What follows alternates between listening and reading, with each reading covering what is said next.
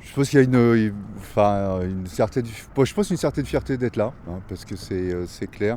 Pour nous, enfin surtout pour ceux de ma génération, c'est vraiment la course de référence, la grosse légende, quoi. Alors évidemment, il y a Tabarly, mais il y a aussi, pour moi, Mike Birch, parce que c'est quand même là aussi que j'ai vraiment découvert le multicoque, hein, donc quand Mike est arrivé juste, si je me rappelle bien, 24 heures derrière Penduxis en 76 avec un trimaran de 9 mètres qui pesait une tonne.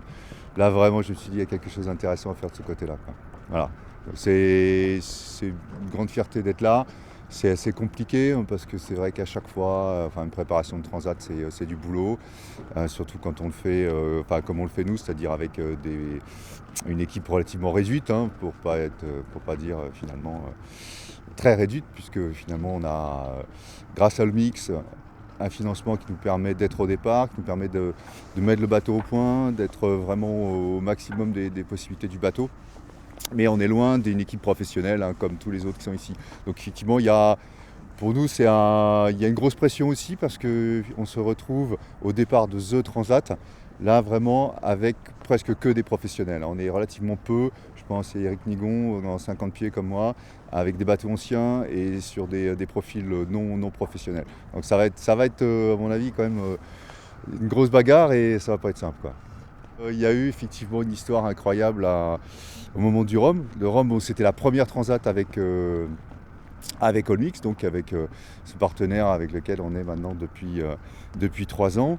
Et bon, ben voilà, c'était très très bien parti parce que bon, je pense que à la fois le bateau et les bateaux étaient bien préparés. On a bien marché sur la première nuit, la deuxième journée aussi. On était même plutôt dans le paquet de tête hein, des 50 pieds et même devant certains modernes.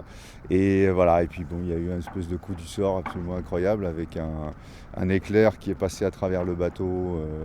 Donc ça, c'était donc au bout de 40 heures de course au large de la Corogne. Voilà. Et là, une fraction de seconde, ensuite, on sait que tout est fini, quoi. En tout cas, la course est finie, ça c'est clair.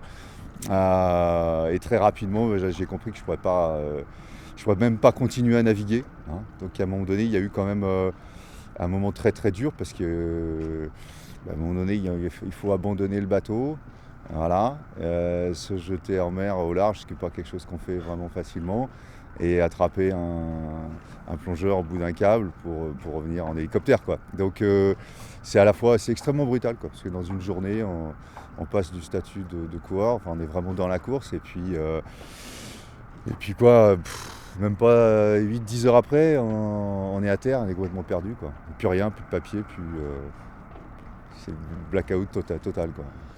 Bah, comme l'ont dit certains, je dirais ce qui est la première chose à dire, c'est d'arriver, hein, on est bien d'accord. Il y a eu, si on regarde un peu l'historique des transats anglaises, il y a eu énormément d'abandons à chaque fois.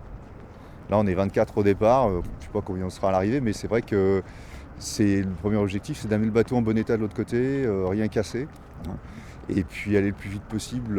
Et donc pour nous, l'objectif, alors je pense qu'on va se bagarrer un petit peu avec les 60 pieds type Vendée Globe, hein, les IMOCA.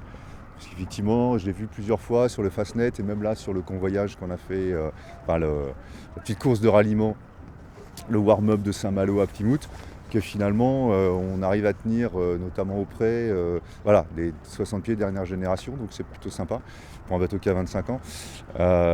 C'est plutôt intéressant, donc je pense qu'on ne va pas être très très loin d'eux, en tout cas tant qu'on est auprès.